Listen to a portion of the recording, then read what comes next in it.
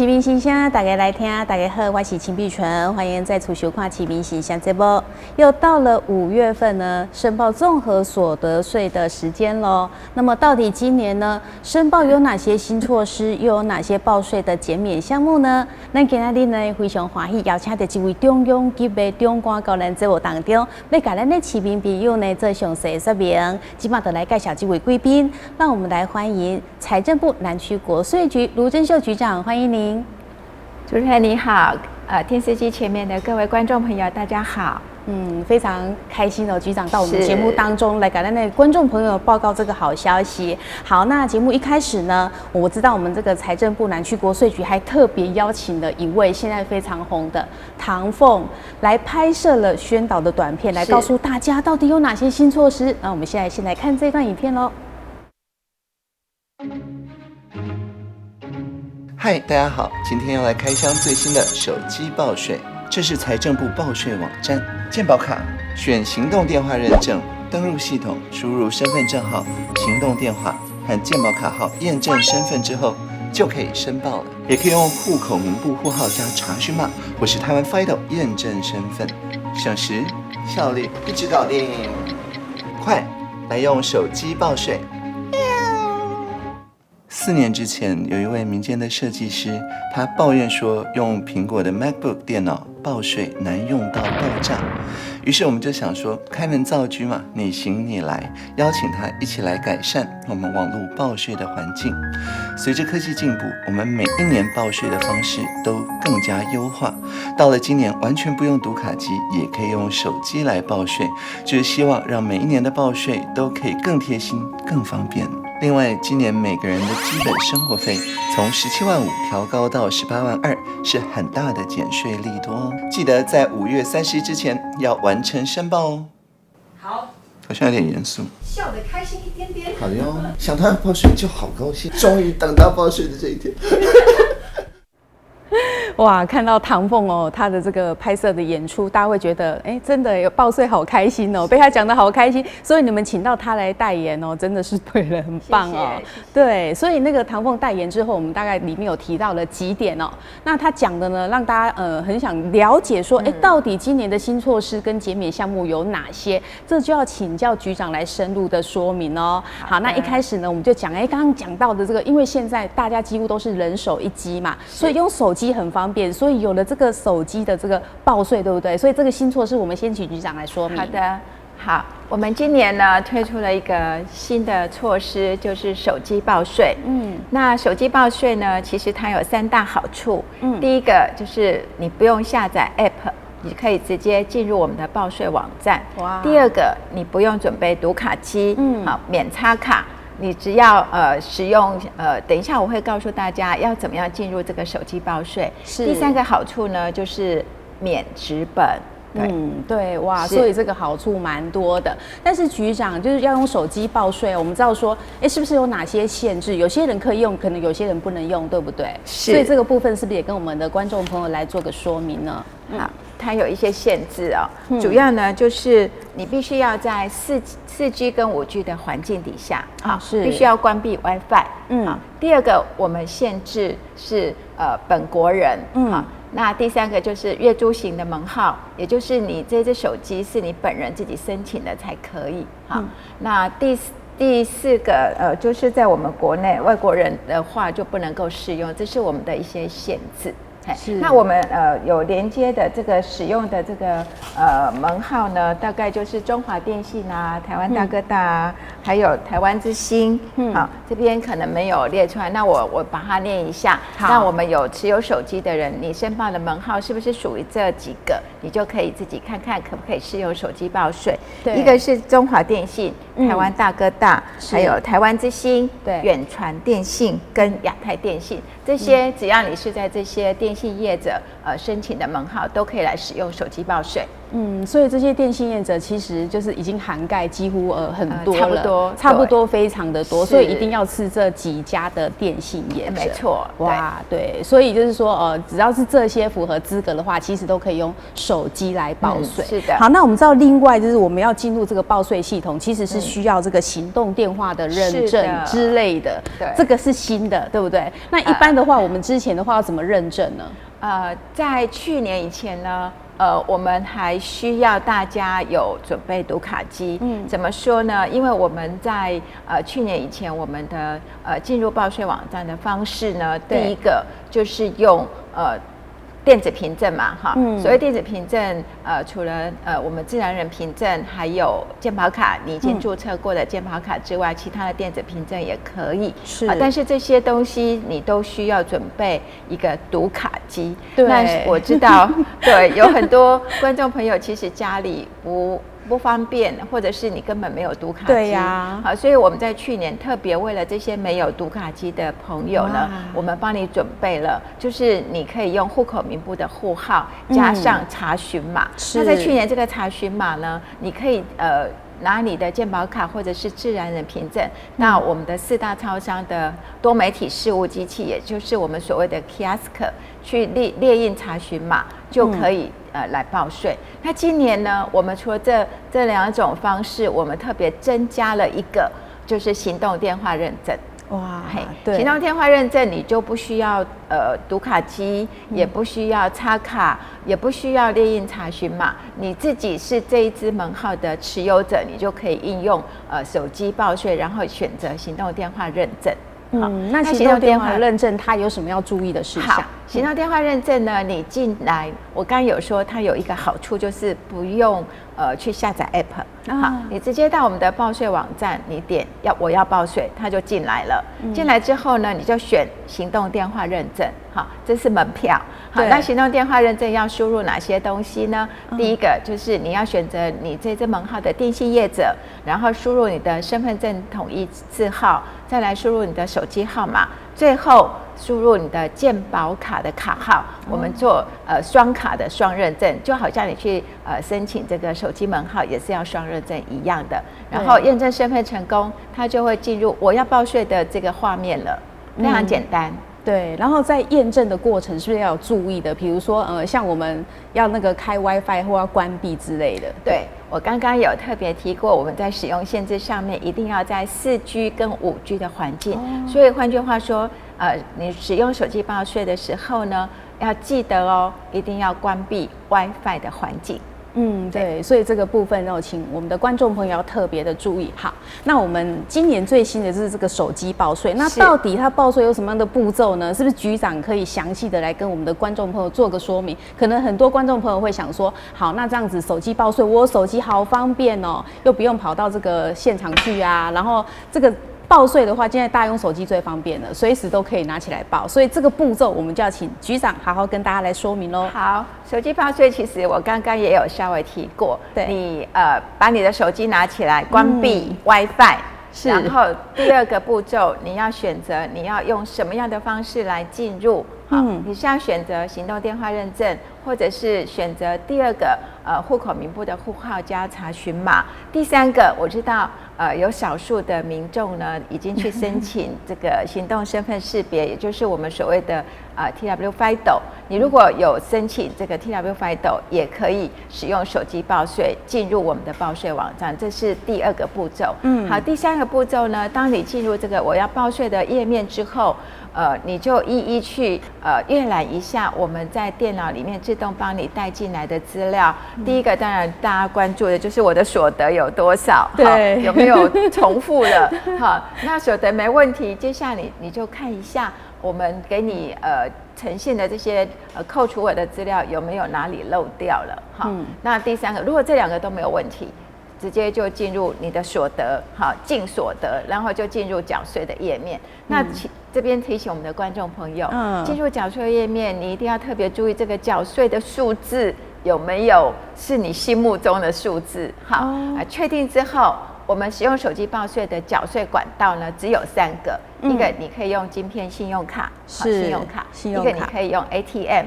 一个呢，你可以选择用缴税、取款、委托书这3种方式，就不能选择现金。所以换句话说，你使用手机报税的观众朋友，你就没有办法选择要申请延期或者是分期缴纳。哦，所以这一点是要特别注意的，对，一定要特别注意。那我这里也要特别提醒，如果你进入手机报税认证身份的方式，你是选择用TW FIDO 的，你还可以多一个缴税方式，就是用你的活期储蓄存款账户来缴税。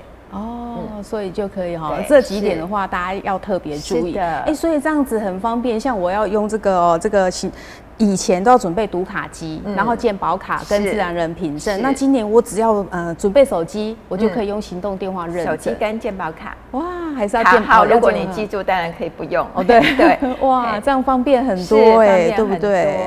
好，所以啊，我们就是说，那如果说万一我要编修一些资料的话，这个是不是就不适合用手机了？没错，碧纯真的非常的专业，我做一下功课，专业还是要请教局长。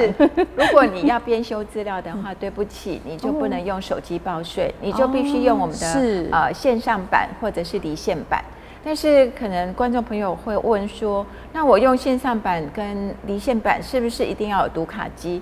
真的，这一次呢，我们也推出行动电话认证，你也可以直接进入离线版跟线上版的报税网站。对，你一样是选择行动电话认证，好，在电脑页面上面先用行动电话认证去验证你的身份之后，最后一个步骤不要忘记，因为你身份验证完之后呢，它会出现一个 QR code，你就拿起你的手机扫一下 QR code，然后你就可以直接进入你的电脑画面来进行网络申报的报税。对，哇，所以这样听起来现在这个报税的管道越来越多，尤其是现在增加了大家人手一机的这个手机让我们的报税应该会更加的方便。所以其实只要观众朋友按照那个我们刚刚讲的那些流程，那其实你点进去之后，它都会告诉你下一步应该做什么。其实电脑都帮你一个步骤一个步骤，它会引导你怎么样进入下一个画面。对，那如果有问题，它其实就是画面上也会告诉你，对不对？会有一些提示。对，所以我们观众朋友就不用担心，大家就可以去试试看更方便的这个手机报税跟行动电话的认证。好，那以上就是说今年报税的新措施。那接下来被大概讲贺康的啦。其实我今年接到这个税单之后，我觉得好开心因为以往呢，我都还要再缴，然后其实有越缴越少，但是就是我有抚养亲属，但是今年呢，我竟然还可以退税，所以就是代表我们现在的福利越来越好。有什么好的福利呢？好，一开始我们就来请教局长这个报税减税项目是不是今年我们这个每人基本生活费调增了，对不对？对，每人基本生活费用我们今年有调增。好，去年是17万5千，对，今年调增到18万2千，也就是一个人就增加了7000块。这是历年调升幅度最大一次，对不对？应该算是对。哇，那我们举例来讲啦，如果你的申报户有4个人，好，那你的基本生活费用就是用18万2千去乘以4，好，那这个就是你这个申报户今年可以使用的基本生活费。但是我们基本生活费原则上呢是要跟你的免税额，还有一些特别扣除额，或者是再加上标准或者是列举扣除额，这些全部加起来，跟我刚刚讲的18.2万去乘以4，两个来比较。如果我18.2万减我刚刚加起来的那些有比较大的，就会有一个差额。那这个差额就是你在申报综合所得总额的后面那一个栏项，你就来可以减除。对，所以基本生活费用不是每个人都可以用得到，还是要跟刚刚我讲的那些合计数来比较。对，如果基本生活费大于它的话，就可以再减。对，那像我们免税额的部分，好像就是有年满70跟未满的那个价钱。年满70岁的它是13万2千，好，那如果未满就是8万8。对。那在标准扣除额方面有分单身跟配偶的合并，对不对？单身的话就是12万，那如果是跟配偶合并申报就是24万。对，所以这些就是要综合加起来，然后再去扣除。对，要跟你的基本生活费。我刚刚有特别提醒我们的观众朋友，基本生活费不是每个人都用得到，你必须要跟你的免税额加上特别扣除额，加上标准或者是列举扣除额的合计数，再跟我们的基本生活费用来比较。如果基本生活费比较大，那你就说会有差额可以减。对，好，那接下来另外这一项就是说，目前在台湾这个长照的部分嘛，其实就是说很多人有需要，所以其实在长照这个方面也有特别扣除额，对不对？有，我们其实政府非常的体贴我们这些应该是中小企业或者是我们一些中低收入户，他的如果家里有一个身心失能需要长期照顾的人，那么就会对这些人造成一些负担，所以在去年我们就有推出长照特别扣除额。那长照特别扣除额，如果你符合条件，每一个人可以扣除12万。是。对，12万的部分，但是它是有条件的，对，所以要符合那些条件，大家就要仔细就是其实网站上都可以找得到那个条件。对，我也可以稍微跟我们的观众朋友说明一下，我们基本上我分4类好了。第一类，你如果家里有这些身心失能需要长期照顾的，然后你又有聘雇外劳的许可函，你又真的有聘雇外劳。好，有些你拿到聘雇外劳的许可函，你不见得会聘雇。有的人可能想讲我自己顾较放心，伊就袂去请外劳。如果你有摕到这个聘雇许可函，各有请外劳，那么你在结算申报的时候，你只要附这个聘雇许可函来当文件就可以了。好，这是第一种。第二种呢，是你有拿到聘雇许可函。可是你干嘛我自己狗较放心吗？那这个时候呢，你就必须要拿到这个身心失能的检定。好，就是我们去指定的医疗机构去检定，就是我们所谓的巴氏量表。对，好，那如果你除了拿这个检定之外，如果你还有身心障碍的手册。因为我们都习惯，有时候身心障碍在重度以上，我们会去买一些身心障碍适用的水疗床什么，那个社会局有补助。对，所以如果你有身心障碍的手册，而且是重度以上哦，要符合重度、极重度。那么你就可以减负这个文件来申请，就可以在申报的时候来列这个长期照顾特别扣除额。那第3种就是你干嘛自己狗就麻烦，外劳你嘛没放心，你就送去养护机构，好，这种入住型的养护机构，那这种你要住有达90天以上。好，那90天以上你都会有那个缴费收据，你就把这个缴费收据附上来就可以了。那还有一种就是第4种，你去申请政府的长照服务的。好，那这种人呢，你就必须有2个条件。第一个，你要申请政府的长照服务，那么你就必须要让这个政府的长照机构来判断你的失能等级。好，2到8级。好，除了判断你的失能等级之外，你当年度一定要有使用政府的长照服务才可以。对，有些人他有失能等级，可是他当年度都没有使用，那还是不行。对，所以观众朋友一定要记住，有失能等级的这个检定之后呢，你还要有使用政府的长照服务。那因为你使用政府的长照服务，一定有缴费收据。好，那这个文件附上来就可以扣除12万的长照特别扣除额。对。好，那这个的话应该有什么排付的条款，对不对？有，我们这个如果你的税率是在20%以上的不能用。第二个如果你的这个有基本税额的人，有所得税基本税额的人也不能够用。然后第3个就是我们去年有推出这个优惠所得税优化方案。如果你的股利呢是采28%分开计税的人也不能够用，所以我们的排付条款有3个，请我们观众朋友要特别注意。对，因为我们就是要比较公平一点所以要有这个排付条款。因为我们的政府的宗旨是要照顾这些中低收入户的这个经济负担。好，那另外就是说，我们这几年受到这个 COVID-19 疫情的影响所以这个部分应该也是会有一些补助减免之类的。对，这个部分呢，其实我们应该是如果对盈利事业的补助，你就不用列入你的这个所得来缴税啦。是，对。那我们针对这个部分呢，因为 COVID-19 的疫情其实影响蛮大的，那我们特别对医事人员跟非医事人员，我们特别有给他们这个成本费用率提高。好，那我先讲医事人员的部分。好，医事人员的部分就是你今年在申报所得税的时候，你们的成本费用率可以用112.5%来计算，然后112.5%，但是如果不是医事人员的执行业务者，像不是医事人员的执行业务者，像律师啊、会计师啊，这些都算哈。是。那如果你是非医事人员的话呢，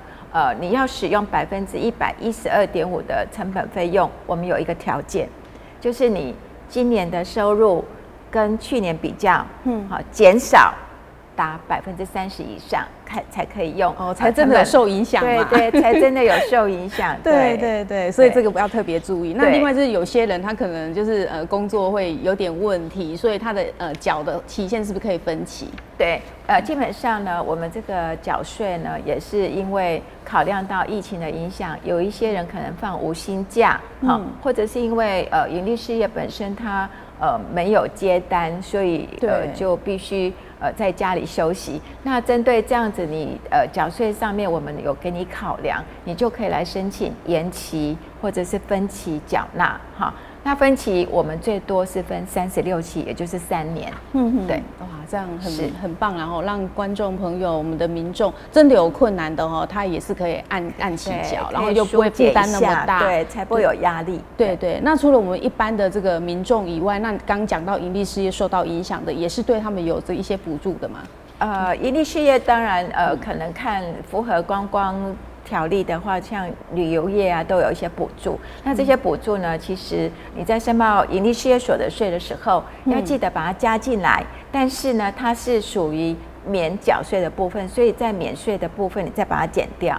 好，就是等于说政府的补助，我们就是免纳所得税。好，这是第一个。那第二个，如果你是符合扩大书审，好，什么叫扩大书审？就是你当年度的营业收入加非营业收入加起来，在3000万元以下的，你就可以用扩大书审的标准。好，那我们今年考量到这个疫情的影响，所以扩大书审的标准我再打8折。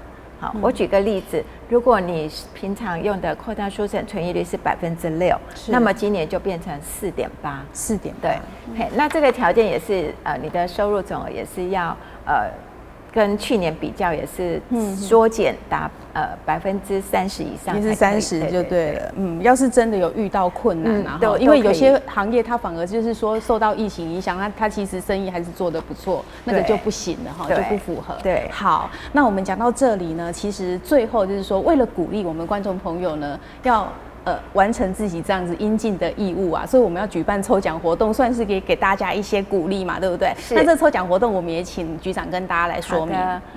为了要鼓励我们观众朋友呢，你多多用手机报税。其实我们今年除了网络申报，还有税额试算，还有手机报税都可以抽奖之外，其实我们还有针对行动支付有一个专属的奖项。